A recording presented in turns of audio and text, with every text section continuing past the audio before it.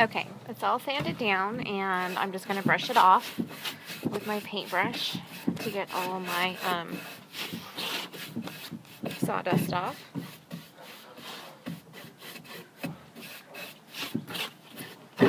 Sometimes I just use my blower and blow it off, and whatever works. Okay, so then I get a wet rag and wipe it down. Let me get some water.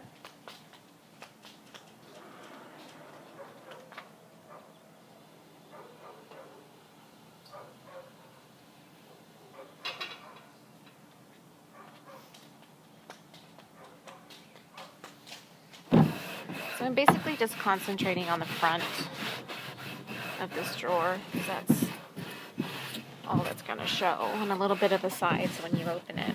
Whoever stained it before me went all the way around to the pack, so, but it doesn't really matter.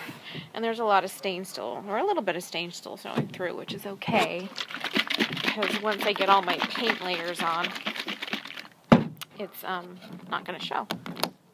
So this is Pantone, just bright white, and I just have a little bit of it left.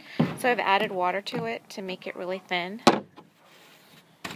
and sort of like a milk paint. As long as it's a matte or an eggshell, not a gloss, it should work. Yeah, my paintbrush doesn't really fit in there. So I'm just going to paint the top. See how it's real thin? Paint in the direction of the wood grain.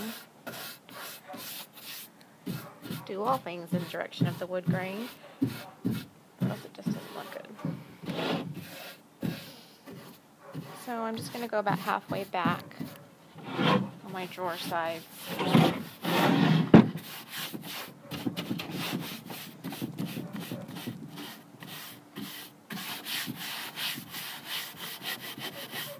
And just sort of work it in to the wood.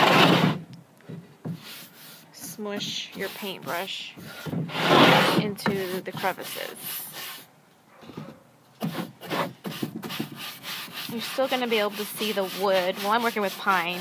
Depends on what type of wood you're working with. Usually when you do a Swedish paint finish, it's on pine. See how you can still see a little bit of the black through there, but it's okay.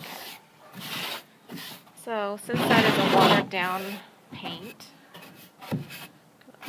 it should not take that long to dry.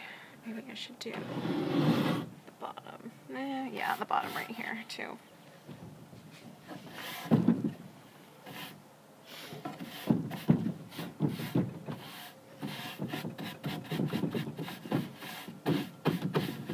The whole coffee table was black. I'll have to sand the whole thing. Now, if I were shabby chic-ing this and it was black stain, I could just paint right over it if I had chalk paint. But that'll be another tutorial, as I've had a few requests on how to shabby chic something. So I have a little death that I will shabby chic next. So I'm going to let that dry. I'm going to go put it in the sun. And it's going to dry to the touch, maybe 20-30 minutes. And then I'll do my stain on top of that. And my stain that I have that I'm going to use is, it's Minwax Wood Finish, and it's Classic Gray.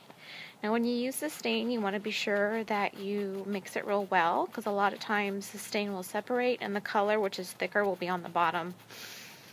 And you'll have the watery portion on top. And if you're just putting the watery portion on without shaking your can up, you're just going to get just really not much of a color. It's just going to be real watery as a stain. Okay, so I'm going to let that dry, and I'll be back.